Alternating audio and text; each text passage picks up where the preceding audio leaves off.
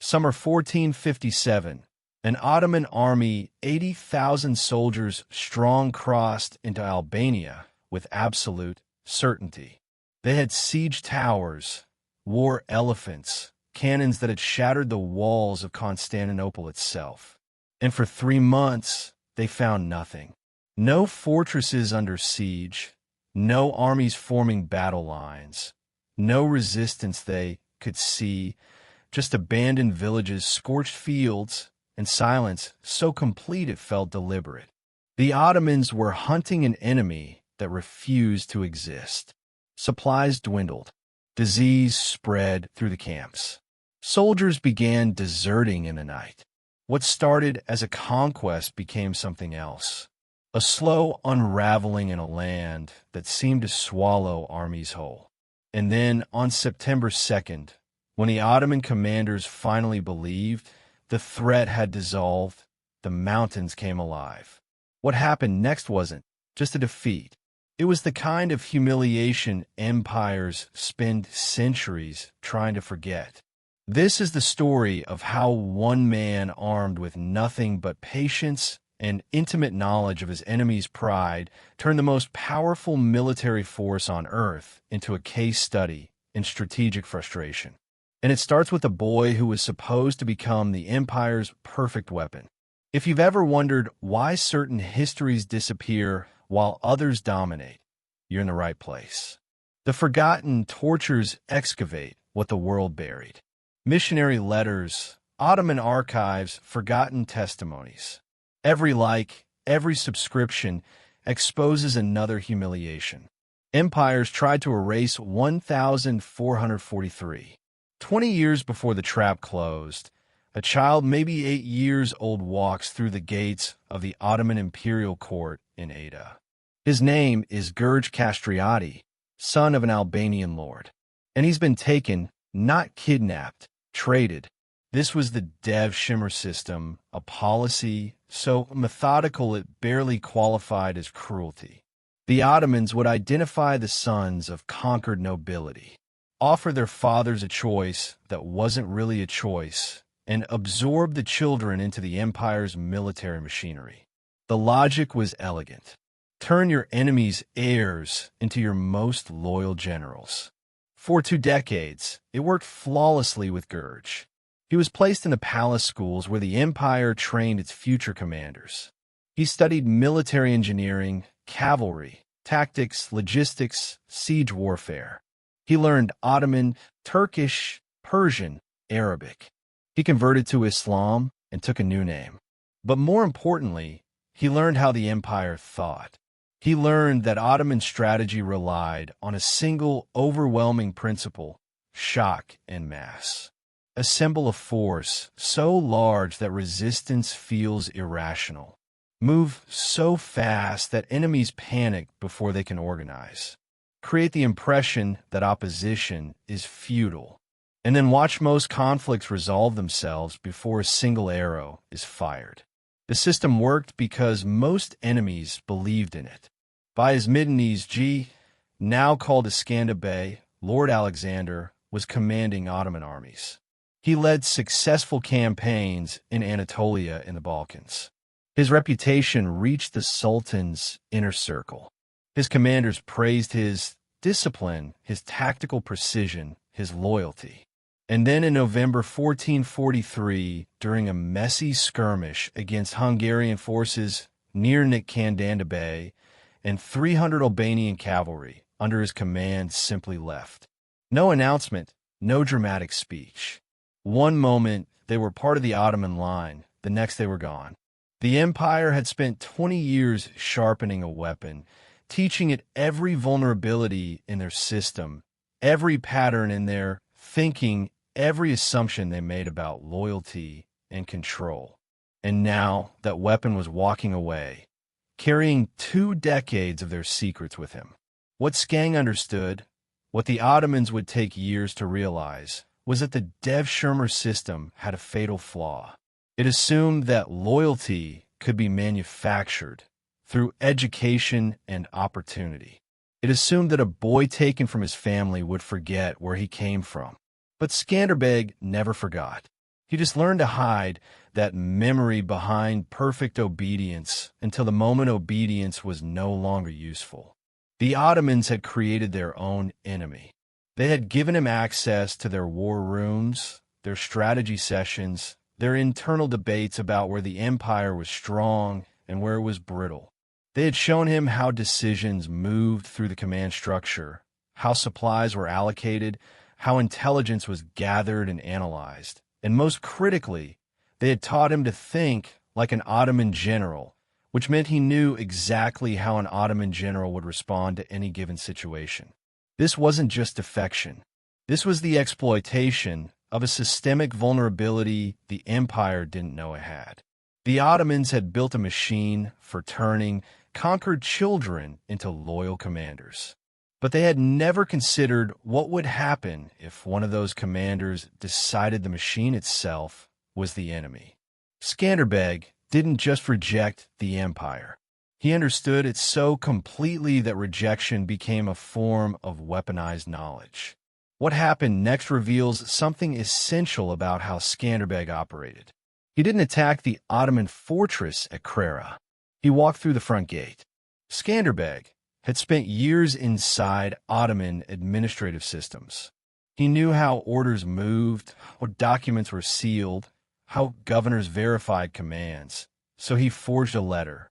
The document claimed to be from Sultan Murad to himself, ordering the governor of Kruga to surrender the fortress to Skanderbeg immediately. The forgery was so precise, right in correct phrasing, authentic seal that the governor never questioned it. He simply obeyed without siege engines, without casualties. Without even raising suspicion until it was too late, Skanderbeg took control of Albania's most strategically important fortress. The Ottomans lost the position not because their defenses failed. They lost it because someone understood their bureaucracy better than they did. This wasn't just deception. This was institutional knowledge turned against the institution. Skanderbeg knew that the Ottoman Empire, for all its military power, ran on paperwork, on chains of command, on the assumption that certain documents carried unquestionable authority. He knew that a governor stationed in a remote fortress wouldn't have regular contact with the Sultan's court. That verification would take weeks. That by the time anyone realized the order was fake, it would be too late to matter. He knew all of this because he had been part of the system that created these vulnerabilities. The empire's size, which was supposed to be its strength, required layers of bureaucratic trust, and trust Skanderbeg understood could be manufactured. When Sultan Murad II learned what happened, the response was immediate. An army was dispatched, not for negotiation, for a rudiyah. The Battle of Torviel, June 1444. Ottoman forces estimated between 25,000 and 40,000 soldiers marched toward Kria, expecting to crush a minor rebellion in a matter of days. Skanderbeg had maybe 8,000 fighters, mostly light infantry, no siege equipment, no cavalry reserves. Standard military doctrine said this was suicide. Skanderbeg did something the Ottomans never anticipated. He used their own tactics against them. He positioned his smaller force in terrain the Ottoman cavalry couldn't easily maneuver through. Then he staged a false retreat, a classic Ottoman maneuver, drawing the heavy cavalry into overextension. When the Ottoman horsemen charged forward, assuming the Albanians were breaking, they found themselves isolated from their own infantry. Skanderbeg's forces counterattacked from concealed positions in the hills. The result was a slaughter. Thousands of Ottoman soldiers were killed. The rest retreated in disarray. It was a victory, but the real damage wasn't on the battlefield. The real damage was psychological. An Ottoman trained general had just demonstrated that the empire's tactics were predictable, that their reliance on overwhelming force created exploitable blind spots, that the empire's strength was also a pattern, and patterns could be broken. The Ottomans had developed their military doctrine over decades of conquest. It worked against fragmented European kingdoms, against disorganized tribal confederations, against enemies who fought the way the Ottomans expected them to fight. But Skanderbeg wasn't fighting the way they expected. He was fighting the way they had taught him to fight, and then adding layers they had never considered. The false retreat wasn't just a tactic. It was a mirror. The Ottomans used feigned retreats constantly to draw enemies into vulnerable positions. It was so common in their playbook that opposing armies had learned to recognize it. But when Skanderbeg used the same tactic against Ottoman forces, it created a psychological trap. The Ottoman commanders knew about feigned retreats. They knew they should be cautious, but they also knew that recognizing and exploiting an enemy's broken morale was how battles were won. So they charged anyway, caught between their training and their suspicion. And that hesitation, that split second of uncertainty, was all Skanderbeg needed. He wasn't just defeating an army. He was defeating a doctrine. And that's what made Torviel so devastating. It wasn't about the casualties. It was about what those casualties represented. The Ottoman military system had been revealed as something that could be studied, understood, and systematically exploited by someone who knew it well enough. For the next 13 years, the Ottomans and Skanderbeg fought a war that barely resembled war. There were no grand battles, no sieges that lasted months, no dramatic field engagements where fate was decided in a single afternoon. Instead, there was erosion. Ottoman armies would enter Albania with 30,000, 50,000, sometimes 70,000 soldiers. They would march toward key positions, set up camps, prepare for confrontation, and Skanderbeg would dissolve. His forces would fragment into small mobile units that struck supply lines, ambushed patrols, and vanished before reinforcements arrived. The Ottomans would control territory during the day and lose control of it at night. There was no front line, no army to pin down, no single target the empire's overwhelming power could crush. This wasn't guerrilla warfare as desperation. This was guerrilla warfare as doctrine. And it made the Ottomans look impotent. Sultan Mehmed II, the man who conquered Constantinople, who broke the Byzantine Empire, who was being called the conqueror across 3 continents, took this personally. In 1457, he assembled one of the largest invasion forces the Balkans had ever seen. Over 80,000 soldiers, experienced generals, Mehmed's own nephew commanding cavalry divisions, and Skanderbeg's nephew, Hamza Castriati, who had defected to the Ottomans and now stood ready to destroy his uncle's rebellion. This wasn't a punitive expedition. This was a statement. The army entered Albania in late spring, and for months, they found exactly what previous invasions had found. Nothing. Villages abandoned before the Ottomans arrived. Fields burned, walls poisoned, no supplies to seize, no populations to intimidate, no enemies to engage. The army was immense and completely useless.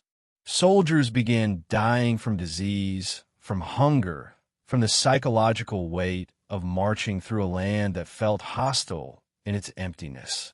Commanders argued. Morale collapsed. Desertions increased. And Skanderbeg waited. The Ottoman strategy had always been built on momentum. Enter a region with overwhelming force. Win a decisive battle. Install a garrison. Move to the next target. The speed of conquest was part of the psychological weapon. It made resistance seem futile. But in Albania, there was nothing to conquer. No armies to defeat. No capitals to occupy. No kings to capture. Just terrain that swallowed armies and gave nothing back. And the longer the Ottomans stayed, the weaker they became. This was the genius of Skanderbeg's approach. He understood that the Ottoman Empire's greatest strength, its ability to concentrate massive force at a single point, was also its greatest weakness. Those massive armies needed food, water, supply lines stretching back hundreds of miles, medical care, morale maintenance. All of that infrastructure was vulnerable.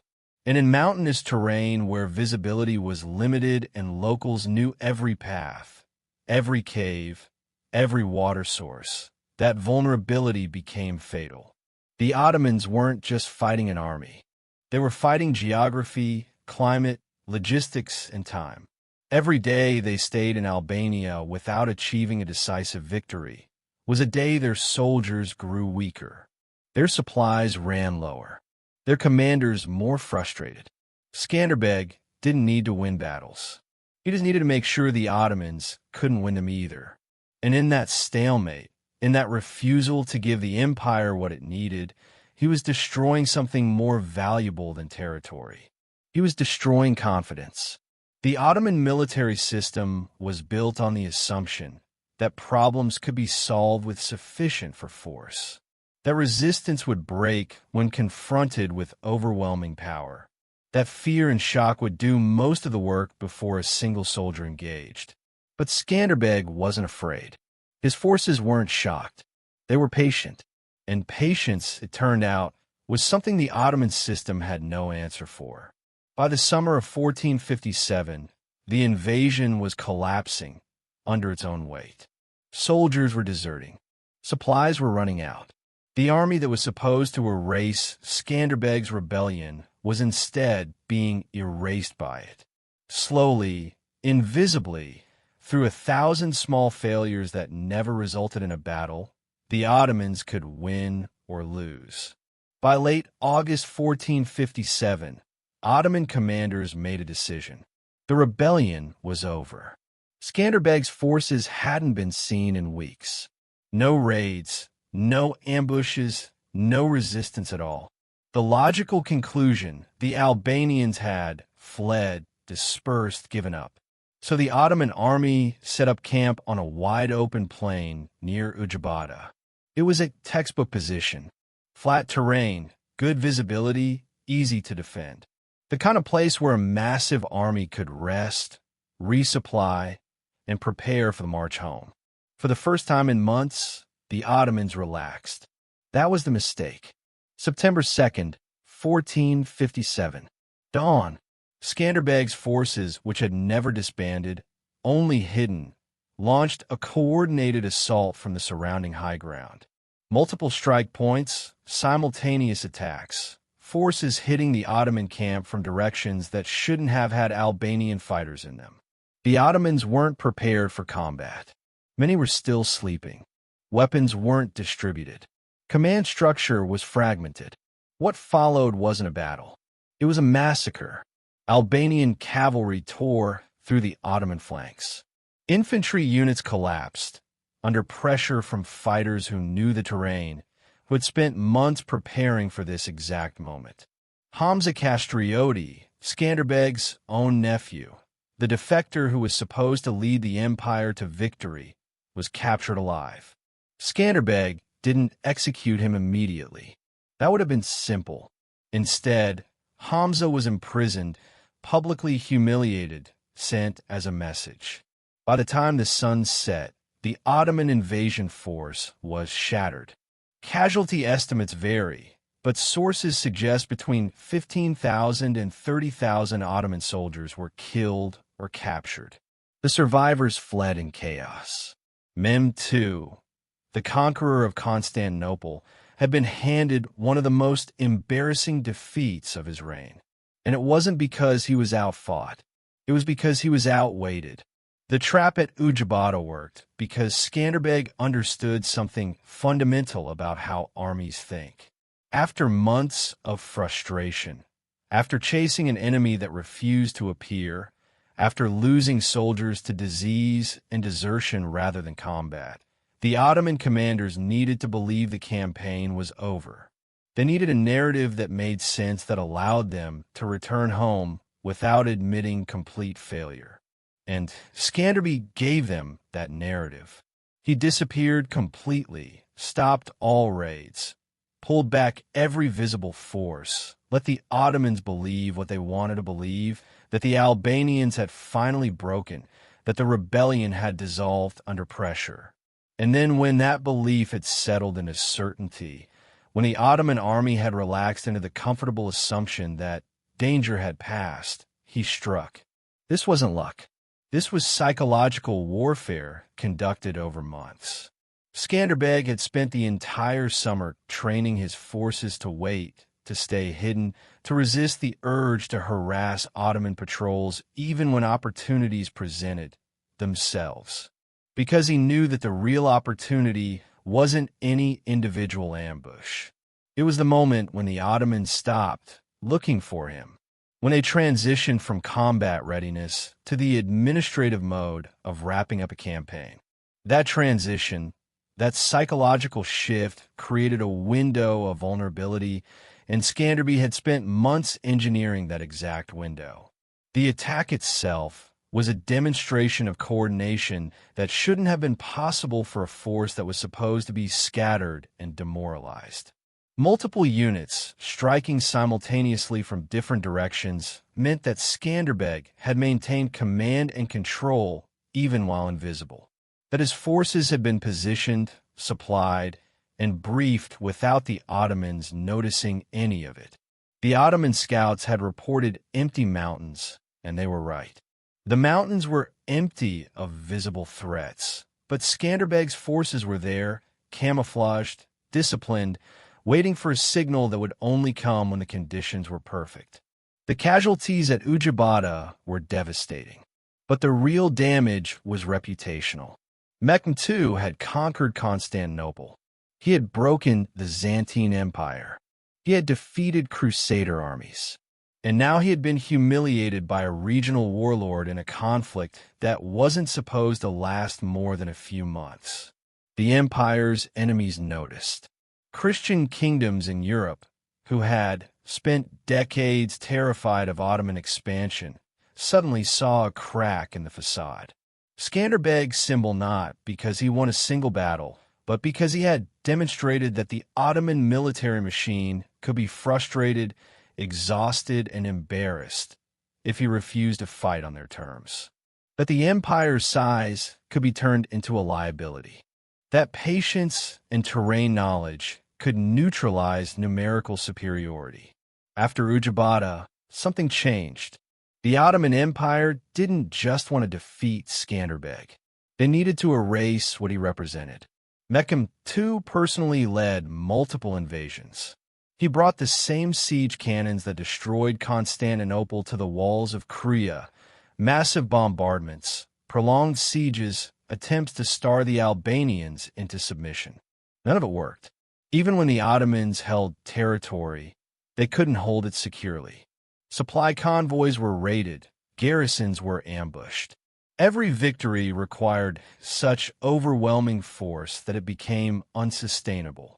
The empire was spending vast resources, money, soldiers, political capital on a conflict in a mountainous corner of the Balkans that refused to end. And the reason it refused to end wasn't military strength. It was strategic patience. Skanderbeg never tried to conquer Ottoman cities. He never attempted to hold large territories. He didn't build an empire of his own.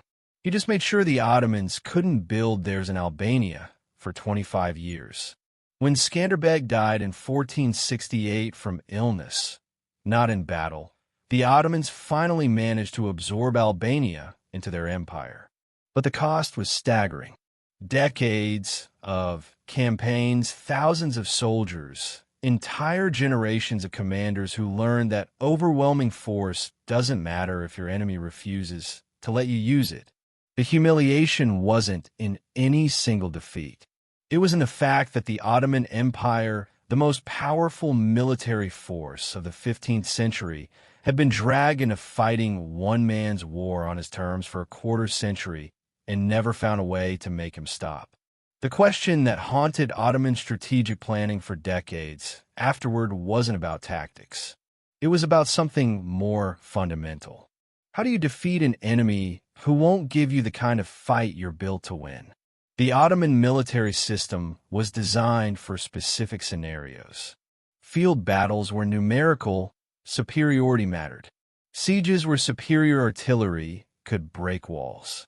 Campaigns where speed and shock could force capitulation before enemies organized resistance. All of that doctrine, all that institutional knowledge became irrelevant against someone who simply refused to participate in those scenarios. Skanderbeg's war didn't fit into any category the Ottomans had developed strategies for. It wasn't a siege because there was no static defense to break. It wasn't a field battle because there was no army to pin down and destroy. It wasn't a rebellion because there was no political structure to negotiate with or decapitate.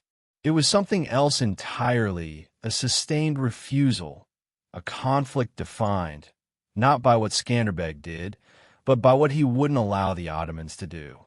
And that inversion of initiative, that constant denial of the decisive confrontation the empire needed, was more psychologically damaging than any battlefield defeat because it revealed that the Ottoman system, for all its power, had a gap. It couldn't force someone to fight. It could only create conditions where fighting seemed like the rational choice. And if someone was willing to endure those conditions, willing to sacrifice short-term gains for long-term resistance, the empire's leverage evaporated. Skanderbeg proved that the empire's reputation for invincibility was built on opponents who believed in it. But if you didn't believe in it, if you understood that the empire's strength was a performance that required your participation, then you could simply opt out. And in opting out, you could turn the empire's greatest assets into liabilities. Their large armies needed massive supply chains. Their reliance on speed meant they couldn't sustain prolonged stalemates. Their need for decisive victories meant that ambiguous outcomes felt like failures. All of these structural features, which had been strengths against conventional enemies, became vulnerabilities against someone who understood how the system worked and where its breaking points were. The Ottomans never solved the Skanderbeg. They outlasted him. When he died, his coalition fractured. Without his leadership, the Albanian resistance couldn't maintain the same level of coordination. The Ottomans moved in, installed their administration, and claimed victory. But internally, among military planners and strategic thinkers, the Albanian campaign was studied as a cautionary tale. It demonstrated that the empire's power was conditional, that it worked when enemies engaged on Ottoman terms. But when someone refused those terms, when someone was willing to trade conventional victory for sustained denial, the empire's options narrowed dramatically. And that lesson, that vulnerability, influenced Ottoman strategic thinking for generations. It made them more cautious about campaigns in difficult terrain, more aware that overwhelming force didn't guarantee overwhelming success, more conscious that reputation and psychological dominance, while valuable, could be systematically eroded if an enemy was patient enough and disciplined enough to withstand short-term pain. For long-term effect, Skanderbeg's resistance wasn't just about Albania. It was a proof of concept, a demonstration that the Ottoman Empire could be resisted, not through superior armies, but through superior patience. Skanderbeg didn't win by being stronger. He won by being ungovernable. He understood something most of his contemporaries didn't, that the greatest weakness of an empire built on absolute power is that it can't function when someone refuses to acknowledge that power. The Ottomans could field 100,000 soldiers, but they couldn't field them against an enemy who wouldn't stand still long enough to fight. They could conquer cities, but they couldn't conquer patience. For 25 years, one man turned the empire's greatest strength, its size, its certainty, its belief in inevitable victory, into the mechanism of its own frustration. And that's a form of defeat no amount of soldiers can erase.